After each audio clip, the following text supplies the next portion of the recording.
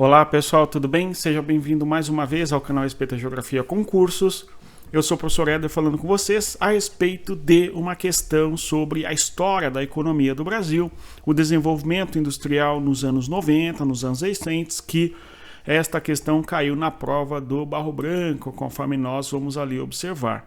Antes de avançar, eu peço a você que deixe o like, se inscreva no canal e, claro, divulgue o nosso conteúdo para as pessoas que estudam para as provas militares como um todo. Aqui nós falamos sobre geografia e também história, ciências humanas, a fim de que ajude a você, aluno, a ir bem nas suas provas, tá?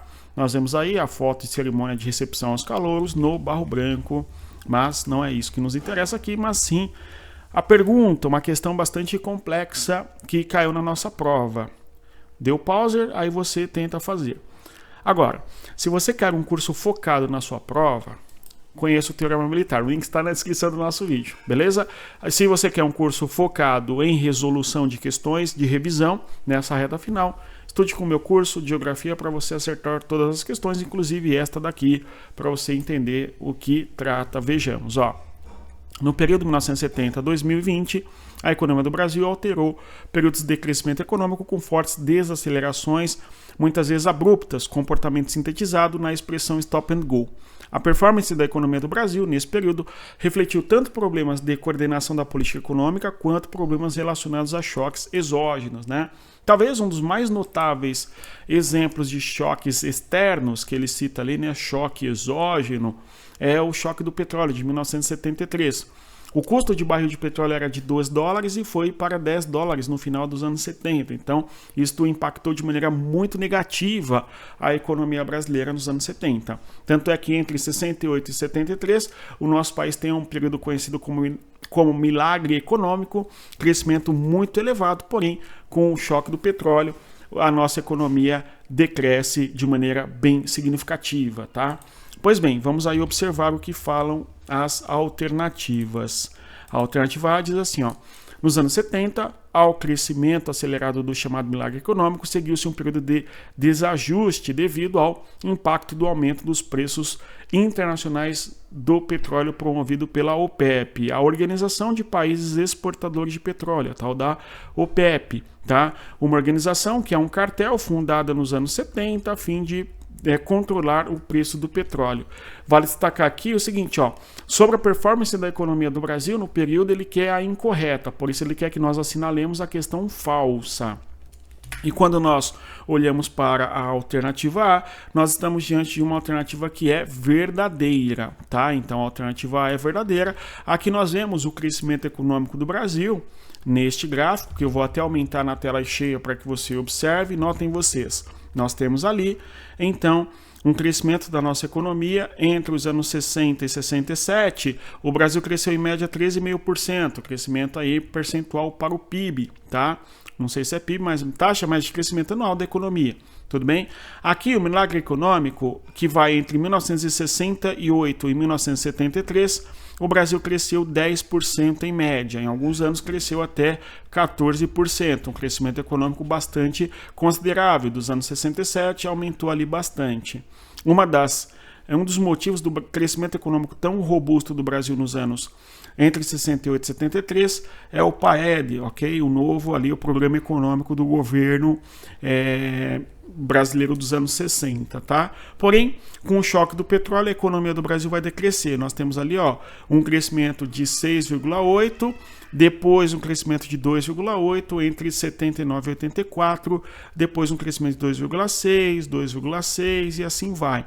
Entre 2013 e 2010, um crescimento de 4,1, depois um crescimento de 0,7, inclusive aqui, ó, entre 2014 e 2015, 14, 15 e 16, o Brasil tem uma recessão, a gente vai falar logo na sequência aí, tá? E aí nos últimos anos um crescimento de 1,5%.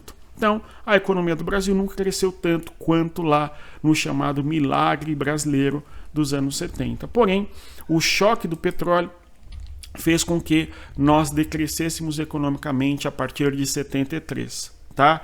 Verdadeira, assertiva 1. A B, A no caso é verdadeira.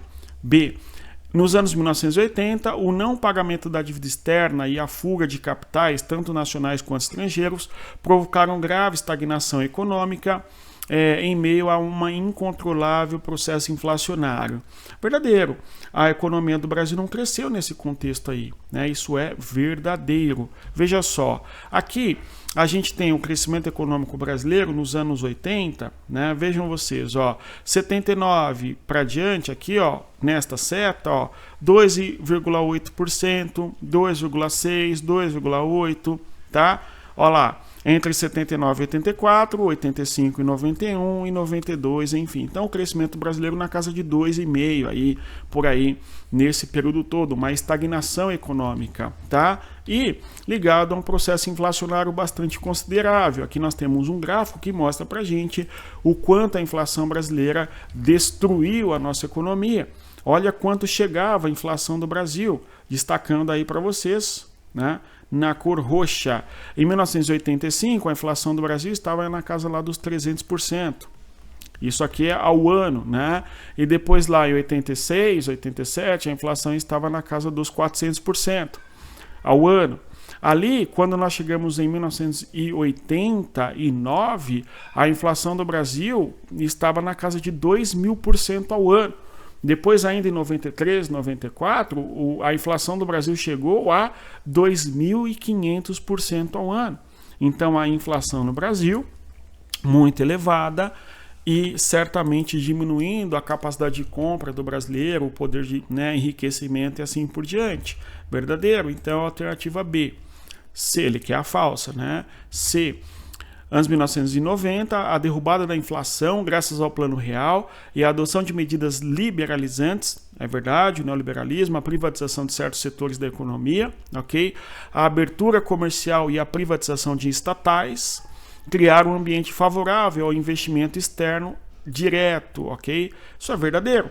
Então, nos anos 1990, nós temos a lógica do neoliberalismo, o Plano Real melhorou a qualidade econômica de nossa moeda, foram pelo menos 5 planos econômicos, o Plano Bresser, antes dele ainda o Plano Cruzado, Bresser, Verão, Plano Collor 1 e Plano Collor 2 e mesmo ainda o Plano Cruzadinho, ok? Foram ali alguns planos econômicos a fim de conter o processo inflacionário brasileiro, até que em 1994 nós temos do governo de Itamar Franco, cujo ministro de Fazenda era o Fernando Henrique Cardoso, o Plano Real, que colocou a economia brasileira nos eixos e a partir de então o Brasil mudou sua realidade econômica em termos de inflação, tá? Então a assertiva aí é verdadeira, tudo bem? Anos 2000, o boom das commodities no mercado internacional, puxado pelo crescimento econômico da China, é verdade. A China cresceu economicamente muito nos anos 2000. O Brasil, como vende commodities, petróleo, o Brasil vende aço, o Brasil vende soja, carne bovina. Este produto que nós exportamos, produtos que são chamados de commodities, a China importa em grande quantidade. Então, o crescimento econômico da China, numa espécie de engrenagem gigante, possibilitou que houvesse um crescimento econômico do Brasil significativo, né? Puxando a economia do Brasil para cima. Isso coincide até com o governo Lula, né? Quando olhamos aqui o crescimento da economia do Brasil, notem vocês que entre os anos 2013 e 2010, que coincidem com o primeiro e o segundo governo Lula, alguns chamam de desgoverno, enfim, mas o fato é, aqui nós temos um crescimento na média do Brasil de 4,1%. Um crescimento bem importante. Há discussões de que, em média, o mundo cresceu mais, o Brasil cresceu menos do que poderia até. Mas o fato também importante é que o Brasil cresceu, puxado pelo crescimento econômico da China. Agora, outra coisa importante é, anterior a isso, nós tivemos uma certa estabilidade econômica. A estabilidade do real, o controle da inflação, retomada econômica, tá certo? No contexto ali dos anos 90. Tá? Na segunda metade dos anos 90, tudo bem? E aí veio os anos 2000 e o Brasil cresceu bastante, tudo bem? Bastante assim, para o histórico do Brasil recente, o Brasil cresceu até que razoavelmente, tá? Aí nós temos ali o seguinte, continuando a questão, né? Então aqui a alternativa D, até a questão da China é verdadeiro. Estimulou os investimentos na infraestrutura viária, eliminando o custo do Brasil. Pessoal, o custo Brasil, em uma imagem, é isso daqui, tá? Isto daqui é um retrato do custo Brasil, que é o desenvolvimento econômico tem uma série de dificuldades ligadas à infraestrutura. Então, o transporte de mercadorias diante de um cenário desse fica muito mais encarecido, né? Então, é ruim o sistema de rodagem de rodovias se não houver para longas distâncias, ferrovias ou hidrovias conforme a realidade geográfica permitir. Se não houver rio, não terá como ter hidrovia, por exemplo, tá? Aqui uma ideia do que é o custo Brasil, vejamos, né? Abrir um negócio, quanto custa lá, né, no Brasil em média, de 10 a 15 bilhões de reais, tá? Financiar um negócio, isso para 2019, né, gente? Financiar um negócio, 180 a 220 bilhões. Empregar capital humano, olha o custo aqui, essa é a ideia do custo Brasil. Honrar tributos, 240, 280, certo? Então, um custo aí gigante envolve infraestrutura, tributações, questão de receitas, tá certo? Ligado à questão da competitividade ou também ainda a capacidade da mão de obra, no caso ali o capital humano. Se não houver capital humano, qualificação da mão de obra, o custo de produção é maior, porque você tem que investir. Muitas empresas investem em qualificação profissional, por exemplo, em vários setores e ramos. Tudo bem? Isso dificulta, o processo não é de enriquecimento e é o chamado custo país, o custo Brasil. Agora, na questão, ele tratou especialmente sobre o custo Brasil ligado à questão da infraestrutura viária, né? Olha, não houve uma melhoria no sistema de transportes do Brasil dos anos 2010, na expansão de ferrovias, por exemplo, ou mesmo até de melhorias de rodovias já existentes, ok? Certo? Então, falsa alternativa D de diamante. Houve até nos anos 90 uma melhoria das rodovias, mediante um processo de privatizações, isso é importante também, mas não uma expansão importante do sistema rodoviário brasileiro e eliminação do que se chama custo Brasil. Não houve eliminação do chamado custo Brasil. Falsa a alternativa D, e ele quer a falsa, por isso, portanto, nós temos aqui o gabarito, tá? E anos 2010, o aumento dos gastos públicos e o acirrado ambiente político contaminaram as expectativas de investidores, o que provocou uma grave recessão econômica. Já falei com vocês aqui, com acentuada queda do PIB, isso é verdadeiro. O Brasil vive uma crise econômica gigante lá nos anos 2000. Se a gente olhar aqui nesse gráfico, né, a gente vê aqui, ó, a média de crescimento dos anos 2010, né, de 0,7%, é o menor deles, tá? Na média. Aí aqui você tem o crescimento econômico, não é? Em 2010, na cor vermelho, o Brasil. O Brasil cresceu ali, ó, em torno de 7%. Depois ele vai crescer aqui, ó, em torno de 5%, né? Menos até. Depois ali, ó, 2012, tá vendo aqui, ó, 2012, o crescimento em vermelho é Brasil, né? O crescimento de, sei lá, 2%. 2, né? Não é 3, não.